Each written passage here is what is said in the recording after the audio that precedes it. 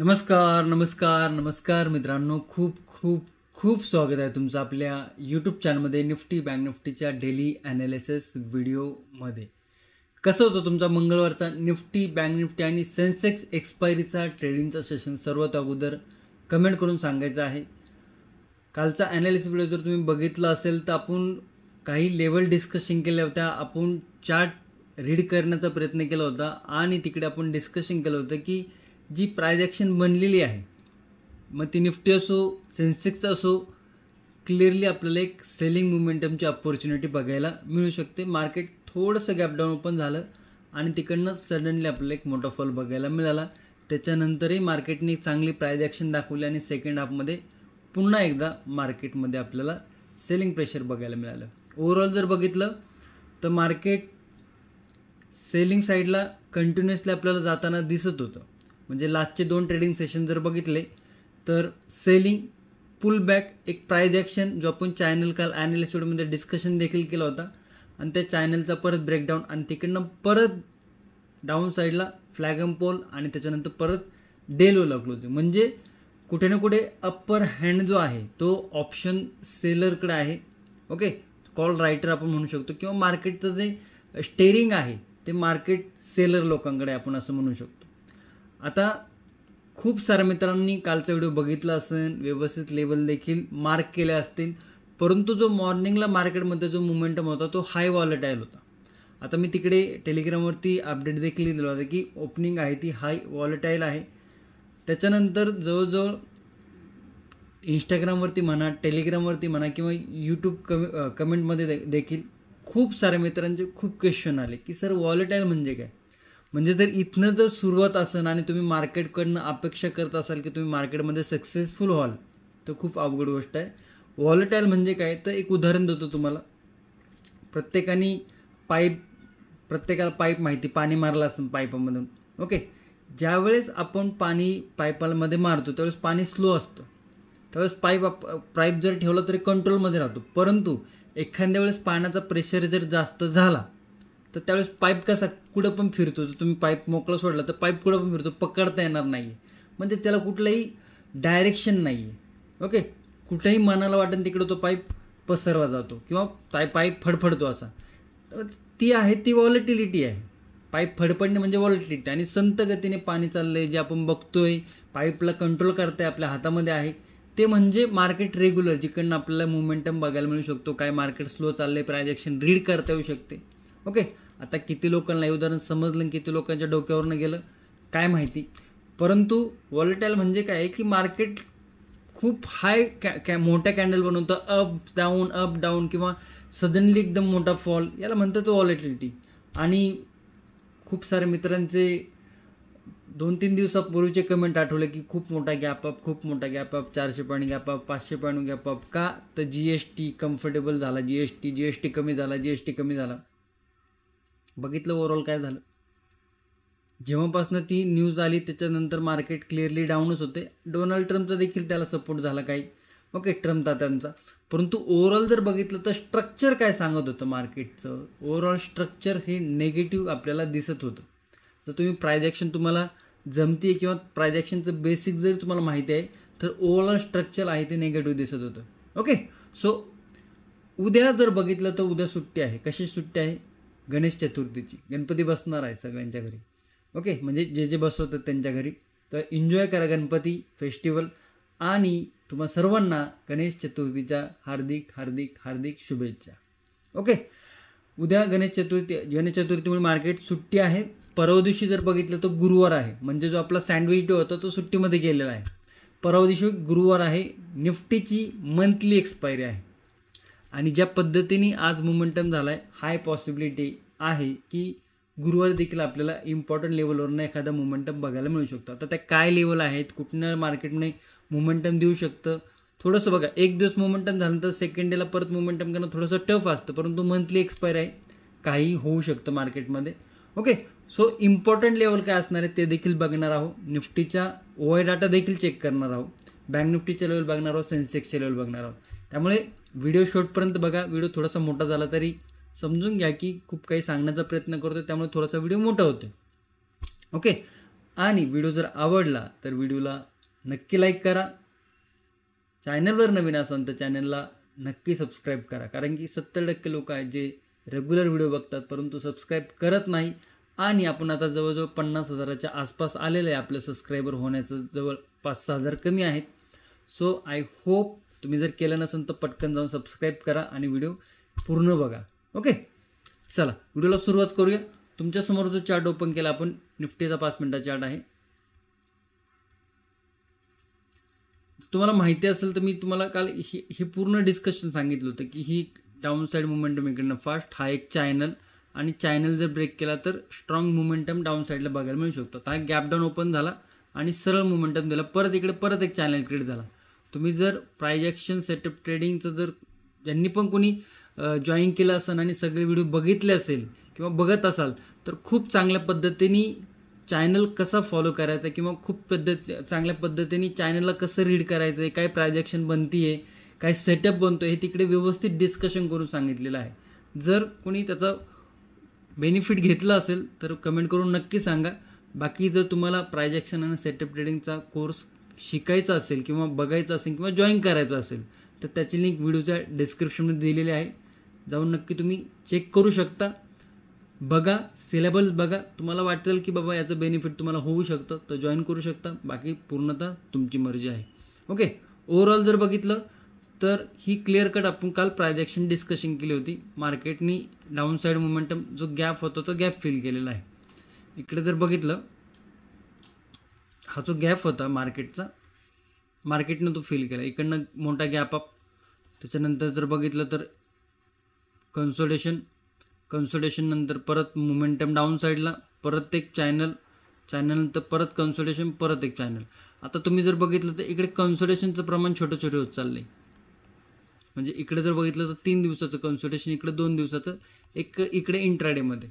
Okay, कुठे ना कुठे हा जो डाऊन साईडचा मोमेंटम आपण इकडनं डिस्कशन केला होता तो कुठं ना कुठं कंप्लीट झालेला आहे. आता कंप्लीट झाला म्हणजे मार्केट काय लगेच खाली येऊ शकत नाही किंवा वर जाऊ शकत नाही का? नाही, काही प्राइस ॲक्शन होऊ शकतं ते इम्पॉर्टंट आहे. इकडे बघा 2 दिवस मार्केटने या लेवलमध्ये कन्सोलिडेशन केलं होतं. म्हणजे आता त्या लेवलवरती आहे तर काय इकडे थोडंसं आपल्याला या लेवलवरती मार्केट काय स्लो होताना दिसू शकतं त्या लेवलवरती. परंतु काय झालं की एक्झॅक्टली लगेच नेक्स्ट डेला म्हणजे उद्याचा दिवस सोडला की लगेचच काय आले, मंथली एक्सपायरी आलेली. आणि मंथली एक्सपायरीमध्ये एक मोठा मोमेंटम बघायला मिळू शकतो. हाय पॉसिबिलिटी असते की मंथली एक्सपायरीला थोडंसं मार्केट मोमेंटम देऊन जातं. आता पॉसिबिलिटी आहे. ओके, म्हणजे स्लाईड वाईज पण राहू शकतं, दोन्ही पॉसिबिलिटी आहे. सो त्याच्यासाठी काय व्ह्यू बनतोय, काय लेवल बनतोय हे सगळ्यात अगोदर आपल्याला समजून घ्यायचे. त्यासाठी आपण थोड्याशा लेवल आहेत या मार्क करूया. मी तर बोलून की या सगळ्या लेवल रिमूव्ह करतो. ओके, इकडे जर तुम्ही बघा एकदा की इकडे पण थोडंसं आपल्याला काहीसा असा चॅनल बघायला मिळतोय.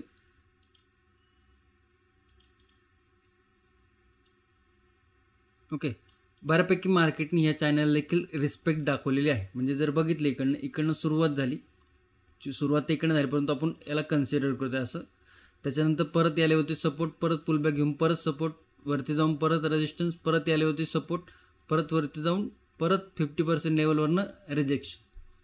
आता हाय पॉसिबिलिटी काय आहे की इकडे जर एक छोटासा पुलबॅक घेऊन डब्ल्यू पॅटर्न किंवा कुठली बुलिश प्रायजेक्शन झाली तर एक छोटा मोठा बुलिश मोमेंटम देखील इंट्राडेमध्ये बघायला मिळू शकतो.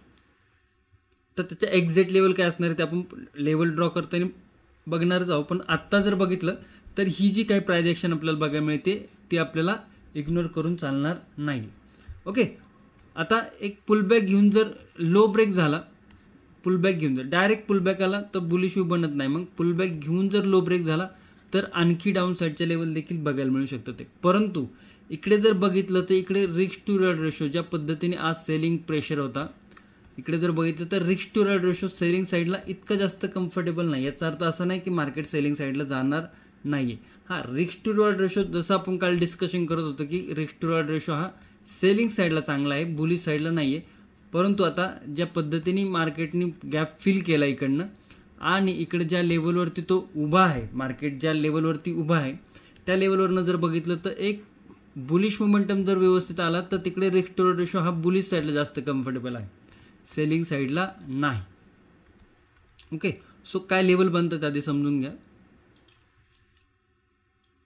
आता मी असं का बोलतोय की बुलिश साईडला लेवल जास्त चांगल्या बनतात ते सेलिंग साईडला नाही, कारण की एक गॅप असतो. काय होतं सायकोलॉजी बघा मार्केटची, एक गॅप असतो, मार्केट खाली आलं, गॅप फिल केलं आहे.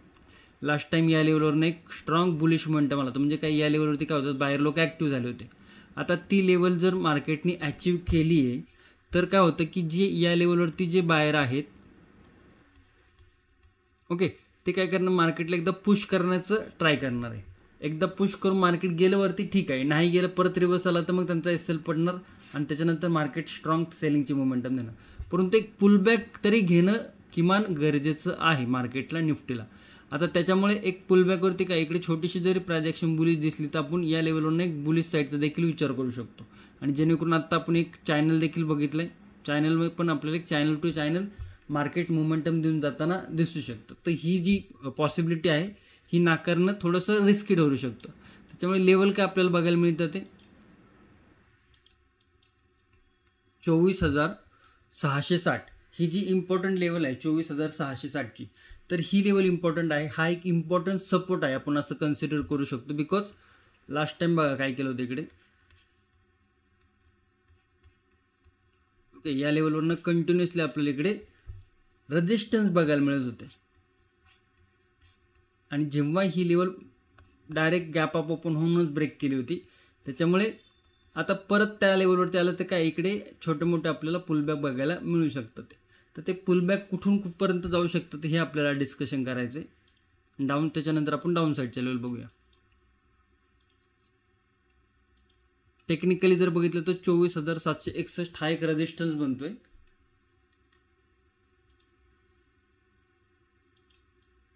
रिस्क आहे, रिस्क बुलिश साईडला देखील इतकं काही कम्फर्टेबल लेवल नाही आहे. तर मे बी ज्या पद्धतीने चार्ट पॅटर्न तयार झाला आहे, एक कन्सोलिडेशन डे जरी झाला तरी काही मोठं आश्चर्य वाटायला नको. आणि त्याच्यासाठी काय केलं आपण थोडंसं नो ट्रेडिंग झोन आहे थोडासा मोठा ठेवलेला आहे. डाऊन साईडला जर बघितलं तर हा खूप स्ट्रॉंग झिगझॅग पॅटर्न आहे.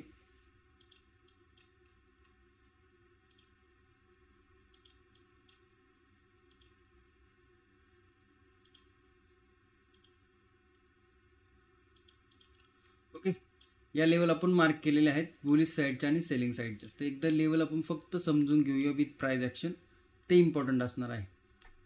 बरं, काय झालं इकडे मार्केटनी ही लेवल ब्रेक केली, मार्केट खाली आलं. फर्स्ट सपोर्ट कुठे घेतला मार्केटनी या लेवलवरती. बुलिश साईड जाताना काही मोमेंटम आला का? बिलकुल पण नाही आलेला.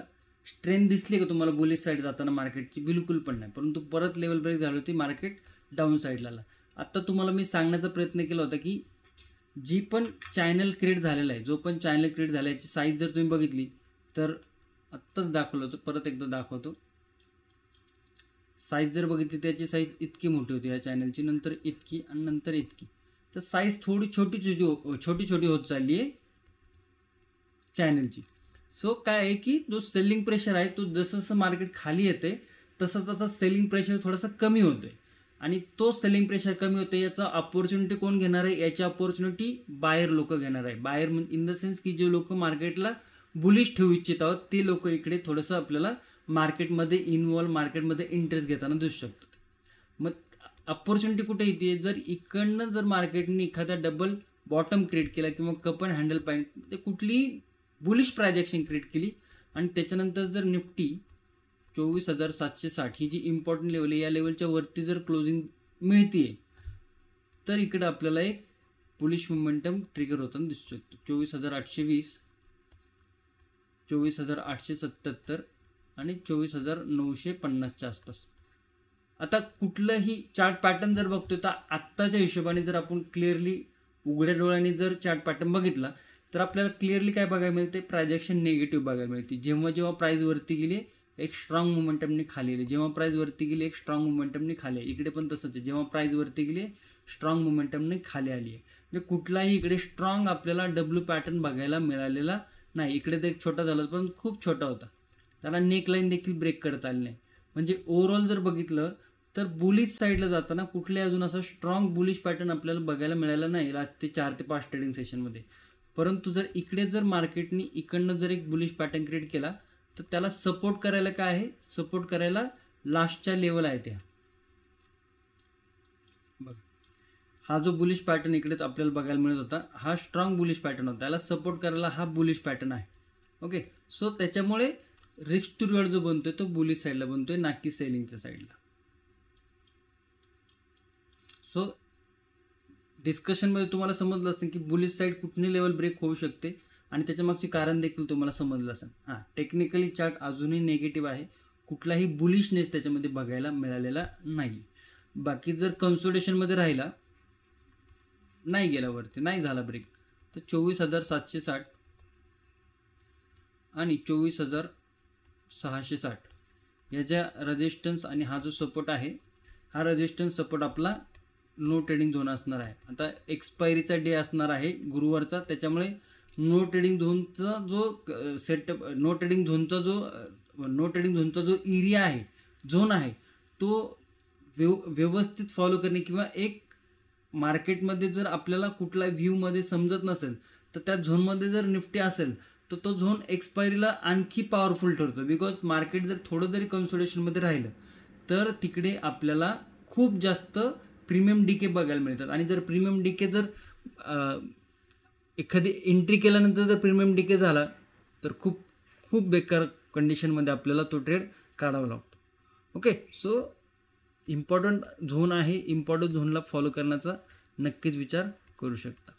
बाकी बुलिश साईडचं झालं, तुम्हाला डिस्कस समजलं असेल. सेलिंग साईडला काय, सेलिंग साईडला एकदा प्राइस ॲक्शन नेगेटिव्ह आली. आता ही जी इम्पॉर्टंट लेवल आहे 24,660 या लेवलवरती एकदा याला टप्पा खाऊ द्या किंवा एकदा असं बेरिश पॅटर्न क्रिएट करू द्या, थोडं कन्सोलिडेशन करून ब्रेक होऊ द्या किंवा मग टप्पा खाऊन ब्रेक होऊ द्या. टप्पा खाऊन ब्रेक जर झालं 24,660ची लेवल, तर अपॉर्च्युनिटी कुठे ओपन होते, अपॉर्च्युनिटी डाऊन साईडला ओपन होते. मग इकडे जो आपण व्ह्यू ठेवतोय बुलिश साईडचा या लेवलच्या वरती, तो जर नाही पॉसिबल झाला आणि इकडनं बुलिश साईडला यांनी जर जोर लावला, जे पुट रायटर आहे किंवा जे बुलिश लोक आहेत त्यांनी जर जोर लावला, कारण की हे एक बुलिश लेवल आहे आणि त्यांच्याच्याने मार्केटला वरती नेण्यासाठी सक्सेसफुल नाही झालं आणि त्याच्यानंतरही मार्केटमध्ये बेरिशनेस कंटिन्यू राहिला, तर या लेवलवरती जे पण बायर लोक आहेत, जे पण पुट रायटर आहे, पॅनिकमध्ये येणार आहे आणि त्यांची पोझिशन तिकडनं एक्झिट होणार आहे. आणि त्यांची पोझिशन जेव्हा एक्झिट होईल तेव्हा आपल्याला एक लॉंग अनवाइंडिंगचा व्ह्यू देखील पाहायला मिळू शकतो. मग त्याचे लेवल काय बनतं, ते 24,600 फर्स्ट लेवल, 24,540 सेकंड लेवल आणि 24,470 थर्ड लेवल. तर या 3 लेवल आपल्याला डाऊन साईडला बघायला मिळतात. Okay, so bullish side, selling side, no trading zone समजलं असेल. व्यवस्थितरित्या तुम्ही तुमच्या चार्टवरती नोट करून ठेवू शकता लेवल. आता आपल्याला बघायचं आहे ओआय डाटा. बघा 28 ऑगस्ट, उद्या 27 ऑगस्ट आहे. आता आज व्हिडिओ बघत असाल तर उद्या 27 ऑगस्ट आहे. उद्या जर व्हिडिओ बघत असाल तर उद्या 28 तारखेला निफ्टीची एक्सपायरी आहे आणि उद्या गणेश चतुर्थी असल्यामुळे मार्केट बंद आहे. सो एक दिवस स्किप झालं आहे सुट्टीमुळे, तर डायरेक्ट एक्सपायरी डे ओपन होते. तर आता इकडे काय बघायला मिळते आपल्याला, प्रीमियम 24,700ला क्लोजिंग आहे या लेवलवरती. 24,700 ॲट द मनीचे लेवल आहे. पुट रायटिंगचे प्रीमियम आहे 68, कॉल रायटिंगचे प्रीमियम आहे 43. आज मार्केट डाऊन साईडला आलेलं आहे त्यामुळे पुटचे प्रीमियम थोडेसे वाढलेले आहेत, ते नॅचरली आहे. ओके, परंतु जर बघितलं व्यवस्थित तर डाटा जर बघितला तर 43 लाख काय आहे, 43 लाख ॲट द मनीवरती काय आपल्याला बघायला मिळते, कॉल रायटिंग आणि 68 लाख पुट रायटिंग आहे. पण हेवी कॉल रायटिंग कुठे आहे, 24,800 वरती. म्हणजे ही जी लेवल आहे 24,800च्या आसपासची, इकडे हेवी कॉल रायटिंग आहे. आणि आपण काय डिस्कशन करतो, जर मार्केट बुलिश प्राइस ॲक्शन करून वरती जायला लागलं तर 24,700 लेवल ब्रेक झालं तर आपल्याला एक शॉर्ट करून बघायला मिळू शकते. हे आपण डिस्कशन करतो. ओके, आता हेवी पुट रायटिंग तुम्हाला इकडे बघायला मिळते का कुठे, तर कुठेही ॲग्रेसिव्ह हेवी पुट रायटिंग नाही आहे. म्हणजे 24,700 वरतीच आपल्याला हेवी पुट रायटिंग बघायला मिळते. 24,600 वरती बऱ्यापैकी आहे. परंतु ॲट द मनीच्या आसपास जर बघितलं तर पुट रायटिंग 68 कुठे तुम्हाला CR इकडे जर बघितलं तर करोडमध्ये होती, इकडे कुठे तुम्हाला करोडमध्ये बघायला मिळत नाही. याचा अर्थ काय की मार्केटचा जो सिनेरो आहे तो खूप सेलिंग साईडला आहे, खूप निगेटिव्ह दिसतोय. त्याच्यामुळे कुणीही इकडे हेवी पुट रायटिंग केलेली दिसत नाही. कोणी म्हणजे इन द सेन्स की जो OI डाटा आहे त्याच्यावरनं आपल्याला हेवी पुट रायटिंग बघायला मिळत नाही. त्याच्यामुळे जर कन्सोलिडेशन किंवा पुलबॅक घेऊन जर लो ब्रेक झाला आजचा 24,660चा जो सपोर्ट आहे तो, तर त्याच्यानंतर परत आपल्याला निगेटिव्ह मोमेंटम बघायला मिळू शकतो आणि मार्केट हे अजूनही डाऊन साईडला जाण्याची पॉसिबिलिटी ओपन होते. ओके, सो कंबाईन प्रीमियम जर बघितले तर 43 आणि 57 कंबाईन प्रीमियम साधारण 100च्या आसपास आहे आणि काही हेवी प्रीमियम नाही आहे. हे काही हेवी प्रीमियम नाही, खूप हाय प्रीमियम नाही आहे. अजूनही ते सुट्टीच्यामुळे ओपन होईल मार्केट तेव्हा लोच असेल. त्याच्यामुळे जर प्रीमियम कंबाईन जर प्रीमियम ॲट द मनीचे स्ट्रॅडल जर 100च्या लो असेल तर पॉसिबिलिटी हाय आहे की मार्केट थोडंसं आपल्याला कन्सोलिडेशनमध्ये राहू शकतं आणि त्याच्यामध्ये आपल्याला हा नो ट्रेडिंग झोनचा फायदा होऊ शकतो, बेनिफिट होऊ शकतो. ओके, चला बँक निफ्टीचा चार्ट बघूया. परंतु जायचं नाही आता सेन्सेक्सचं. खूप तुम्ही म्हणसाल की आता आम्ही फक्त निफ्टीमध्येच चार्ट बघितला, आम्ही फक्त निफ्टीलाच ट्रेड करतोय, तर आता आपल्याला पुढचा व्हिडिओ बघण्याची गरज नाही. तर असं नाही. बँक निफ्टी आणि सेन्सेक्सचं ॲनालिसिस बाकी आहे, व्यवस्थितरित्या बघा. उद्या सुट्टी आहे, कुठेही इम्पॉर्टंट काम असलं तर ते करा, परंतु व्हिडिओ संपूर्ण बघा. ओके, चला बँक निफ्टी चार्ट बघूया. बँक निफ्टी जर बघितलं तर पहिल्या 10 ते 15 मिनटामध्ये सगळ्यांनी काम खतम करून टाकलं होतं. म्हणजे जी आपली लेवल डिस्कशन केली होती 55,000ची,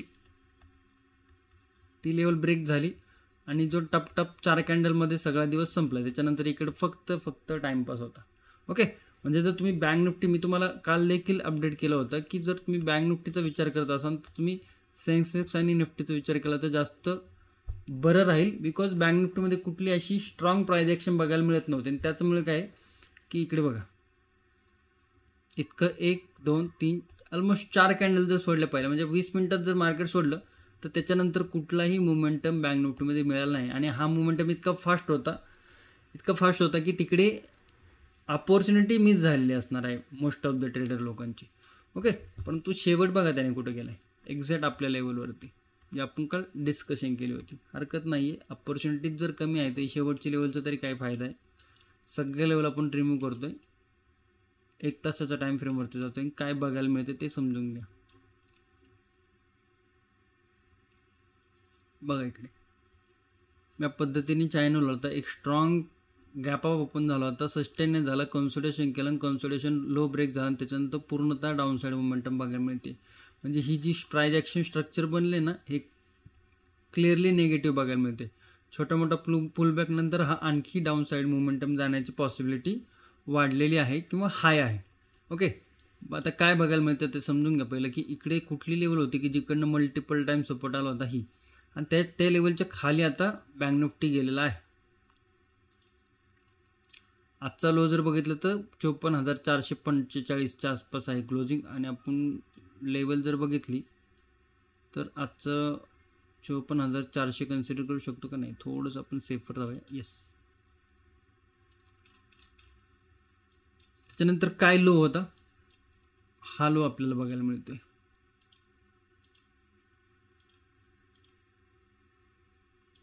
तर ही रेंज झालेली आहे. रेंजमध्ये आपल्याला लेवल काय मिळतात ते बघायला. ही एक लेवल आहे, ही एक लेवल आहे आणि त्याच्यानंतर आपण थर्ड लेवल कन्सिडर करू शकतो. म्हणजे या 2 ते 3 लेवल आपल्याला बँक निफ्टीमध्ये डाऊन साईडला बघायला मिळतात. ते आता इकडे जर नो ट्रेडिंग झोन कन्सिडर करायचं जर झालं तर हा जो स्विंग आहे, हा स्विंग इम्पॉर्टंट असणार आहे 54,700 आणि याला आपण कन्सिडर करतो याचं नो ट्रेडिंग झोन. ओके, आधी डाऊन साईडच्या लेवल एक्सप्लेन करून घेऊ, तुम्हाला समजून येईल. डाऊन साईड कन्सोलिडेशन, एक पुलबॅक घेऊ द्या छोटासा, आणि त्याच्यानंतर जर 54,383 जी लेवल आहे ही जर ब्रेक होते तर डाऊन साईडच्या लेवल ओपन होत होते.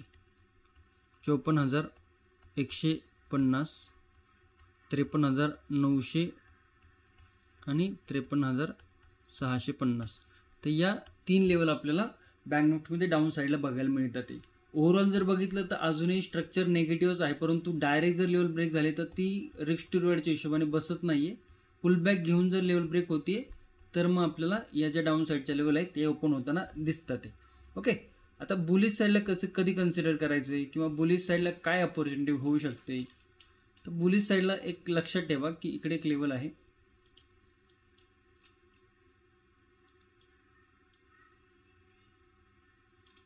तर थोडंसं आपण लेवल ॲडजस्ट केली आहे कारण की खूप स्ट्रॉंग सेलिंग होती, तर तिकडे ॲग्रेसिव्ह बुलिश जाणं हाय रिस्की ठरू शकतं.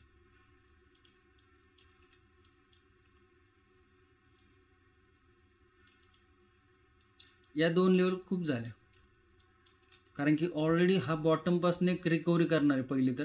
पहिले तर हा स्पेस याला रिकवर करायचं आहे, त्याच्यानंतर इथे येऊन पुलबॅक घ्यायचं, पुलबॅक घेऊन ही लेवल ब्रेक करायची. म्हणजे खूप मोठा आपण याच्याकडे काय देतोय, बर्डन देतो बँक निफ्टीवरती. 54,700ची लेवल आफ्टर पुलबॅक जर ब्रेक होते 54,840 आणि 55,000ची लेवल आहे राऊंड लेवल. या 2 लेवल आपण बघू शकतो. नो ट्रेडिंग झोन थोडासा मोठा ठेवलेला आहे. एक दिवस जर याने इकडे टाईम स्पेंड केला तर आणखी चांगली आयडिया येईल आपल्याला. नेक्स्ट जो ट्रेडिंग सेशन असून शुक्रवारचा, तिथे आणखी चांगली आयडिया येईल. त्यामुळे एक दिवस जर याने इकडे टाईम स्पेंड केला, कुठलीही अपॉर्च्युनिटी दाखवली नाही, तर मग शुक्रवारच्या ट्रेडिंग सेशनमध्ये आपल्याला बँक निफ्टीची प्राइस ॲक्शनची जी आहे प्राइस ॲक्शन ती थोडीशी आणखी क्लिअर होईल समजण्यासाठी. तर आशा करतो की याच झोनमध्ये जर बँक निफ्टी कन्सोलिडेशन केलं तर जास्त बेटर राहील. परंतु त्याच्यासाठी आपण लेवल पण काही डिस्कशन केलेलं, जर केलंच ब्रेक तर त्या लेवलचा विचार करू शकता. ओके, जाऊया सेन्सेक्समध्ये.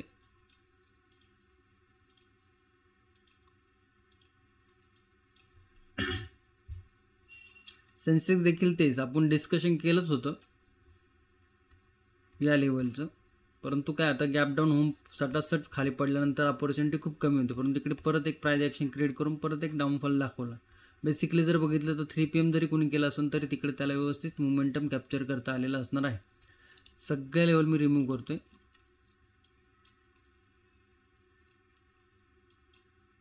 इकडे देखील निफ्टीप्रमाणे सेम की इकडे गॅप फिलिंग झालेलं आहे.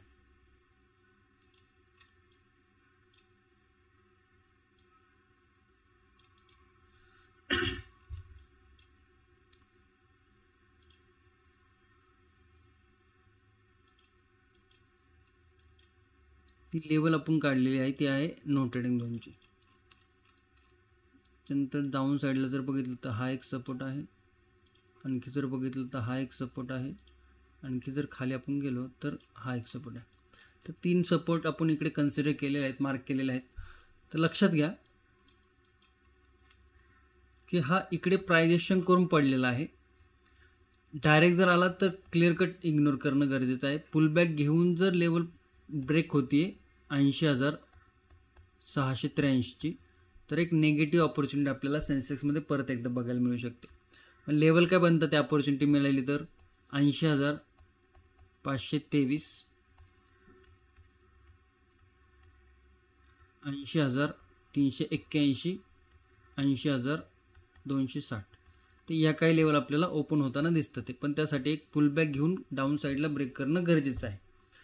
बुलिश साईडला काय आहे की बुलिश साईडला रिस्क आहे. पहिली गोष्ट तर बुलिश साईडला रिस्क असल्यामुळे आपल्याला लॉट साईज जर तुम्ही कमी केली तर आणखी बेटर राहील, तुमची रिस्क मॅनेजमेंट आणखी सुधारेल. बुलिश साईडला लेवल देखील थोडेसे आपण एक पहिली लेवल जी आहे ॲग्रेसिव्ह आहे आणि स्कॅल्पिंग आहे, तिकडे SL जाण्याचे देखील चान्स आहे. तर एकदा पुलबॅक घेऊ द्या. पुलबॅक घेऊन 81,000ची जी लेवल आहे ही जर ब्रेक होती तर एक छोटंसं स्कॅल्पिंग आपल्याला बघायला मिळतं 81,153 वरती. सेकंड लेवल जर बघितली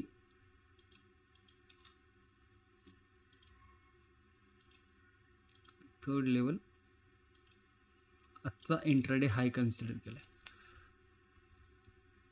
सेकंड लेवल आहे 81,300 जो की आत्ता आपण दाखवलं तुम्हाला, तो सपोर्ट होता. आणि थर्ड लेवल आहे आजचा इंट्राडे हाय म्हणजेच 81,455. ओके, हे फर्स्ट सेकंड थर्ड. आता ओव्हरऑल जर बघितलं तर मार्केटचं स्ट्रक्चर निगेटिव्ह आहे. आपण बघतोय काय की मार्केटनी एका लेवलवरनं मोमेंटम द्यायला सुरुवात केली डाऊन साईडला आणि त्याने जो गॅप होता तो फिल केला. म्हणजे जिकडनं लास्ट टाईम एक डिमांड झोन क्रिएट झाला होता, एक मार्केटमध्ये बुलिश मोमेंटम आला होता, त्या लेवलवरती आता निफ्टी असो सेन्सेक्स असो दोन्ही इंडेक्स त्या लेवलवरती आलेले आहेत. तर हाय पॉसिबिलिटी काय बनते की त्या लेवलवर जर सपोर्ट कन्सिडर झाला किंवा त्या लेवलवर जर सपोर्ट क्रिएट झाला तर आपल्याला नेक्स्ट डेला एक बुलिश मोमेंटम देखील बघायला मिळू शकतो. त्याचा risk to reward ratio better आहे. परंतु सेलिंग साईडला ऑलरेडी 4 ते 5 trading session market continuously down होते आणि एका सपोर्ट लेवलवरती, तर तिकडनं ॲग्रेसिव्ह सेलिंगला जाणं थोडंसं रिस्की ठरू शकतो. त्याच्यामुळे थोडंसं काळजीपूर्वक मार्केटचा व्ह्यू बघितला असेल इथपर्यंत तुम्ही व्हिडिओ बघितला असेल तर ओके, आणि त्यातनं काही ना काही शिकण्याचा नक्की प्रयत्न करा. बाकी चॅनलवर नवीन असेल चॅनलला सबस्क्राईब नक्की करा. व्हिडिओ जर आवडला असेल तर व्हिडिओला लाईक नक्की करा आणि व्हिडिओ जर शेवटपर्यंत बघितला असेल तर गणपती बाप्पा मोरया एकदा लिहून टाका आणि व्हिडिओ शेवटपर्यंत बघितला असं कन्सिडर करूया. ओके, धन्यवाद. जय हिंद, जय महाराष्ट्र, जय शिवराय.